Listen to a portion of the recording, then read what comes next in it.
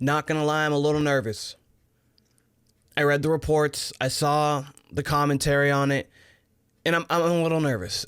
And there's more to it than just the fact of the injury. Drake Maye reported to be dealing with a knee issue. They say it's not serious, but I'm going to tell you why I am a little nervous here with Patriots Digest. This is Keenan Warner, and guys, we are growing this thing from the ground up. If you are a Patriot fan that loves talking about the Patriots, rumors, trades, pregame, postgame, all that content, join the community here at Patriots Digest. We can grow together as a community. But insider offers update on Patriots quarterback Drake Maye's knee. And new update on Drake Maye. That's perfectly fine.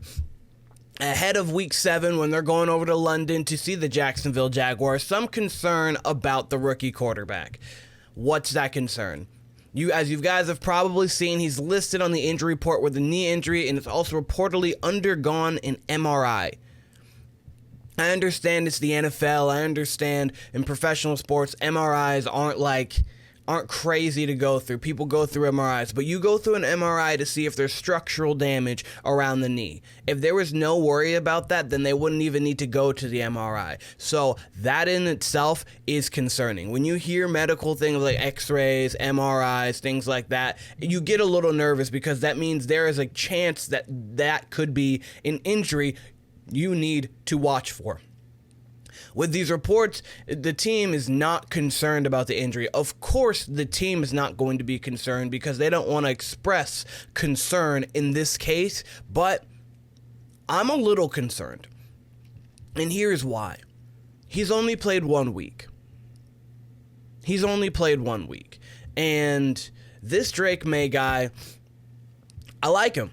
I mean, you see Caleb Williams took him a second to get off the ground, but he's played very well over his last few weeks. Jaden Daniels is showing to be right now Rookie of the Year. That is kind of like what Andrew Luck and Robert Griffin III, ironically, RG3 was a Redskin at the time, now a Commander, but the surefire number 1 pick kind of gets off slow, but then gets going, and then this number 2 pick hits the ground running there. But then you've also got Michael Penix, who's backing up Kirk Cousins. Haven't needed him. And then you got Bo Nix, who's looked really good. He has some footwork issues, but when he has time to set, he actually can throw the ball well, and then he can run. He just ran for 75 yards yesterday in a blowout win over the Saints. So these rookie quarterbacks this year are coming in and showcasing that they are talent. Drake Maye showcased his talent in his first week starting.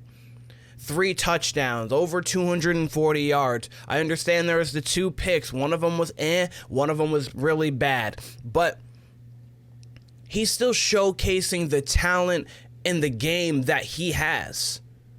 But this Patriots offensive line, this is the thing that we've been concerned about. They're not great. They can open up some running lanes every now and again, but they're not great. My brother's a huge Patriots fan. Shout out to Kyle Warner, Warner Brothers podcast that we do there. Shout out to him. And he was talking about this specific thing. Like, I would just sit Drake Maye for the year.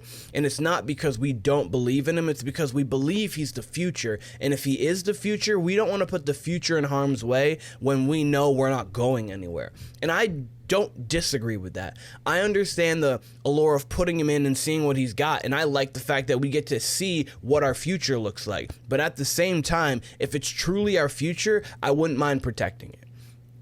I really wouldn't mind protecting it.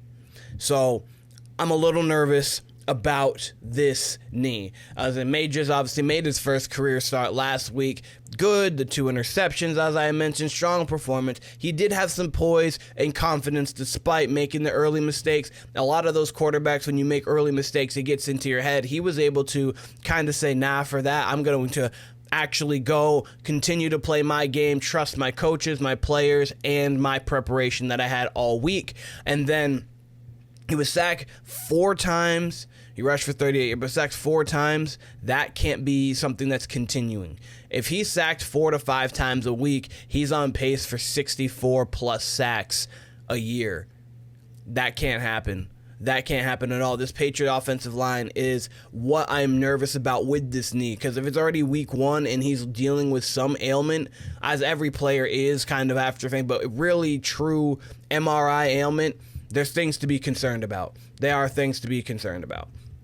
And Jarrod, Mayo, and the coaching staff will do their best to protect Maye more than they did week 6. They need to get the football out quicker. Kind of look at what the Jets are doing. Aaron Rodgers tries to get the ball under 2.5 seconds every play. Same thing with Miami, with Tua. There's a lot of teams that like to get that ball out of the hands of their quarterback quickly. I mean, most teams do, but at the same time, teams like the Chiefs or the Baltimore Ravens, when they get to play off schedule, those two quarterbacks in Lamar and Patrick Mahomes, two of the best in the league, they do very well off script. And Drake Maye is actually one of those guys who does pretty well off script because of his legs. He can run, so the threat of him running does make the linebackers have to sink a little bit more, or not sink a little more, come up a little bit more so they can't sink, and then they're able to kind of get gaps open within the secondary, within 15, 20 yards down the field. So I like what I see out of Drake Maye.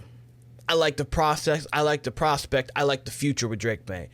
This concerns me not because I think this injury is going to be a long-standing, oh my goodness gracious, he's got to deal with this knee every single week, kind of like Justin Herbert with that plantar fascia. You know that's going to bother him every now and again. He's already had to miss a little bit of time because of it.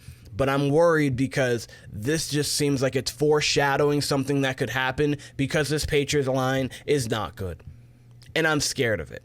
But at the same time, I am excited to see what this guy can do against a team in Jacksonville where a lot of quarterbacks have had their best game of the season. We just saw in London, Caleb Williams had 4 touchdowns to 1 pick, even though he really could have had 6 touchdowns. He missed DJ Moore on that 1 touchdown, and then there was a drop touchdown, or the drop on another drive. He could have had 6 touchdowns.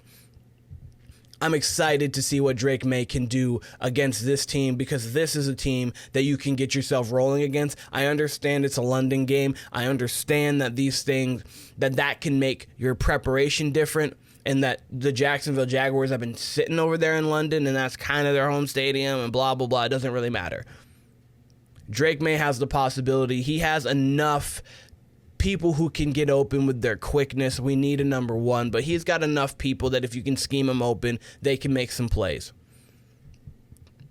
Offensive line, please protect our future. Please protect our future.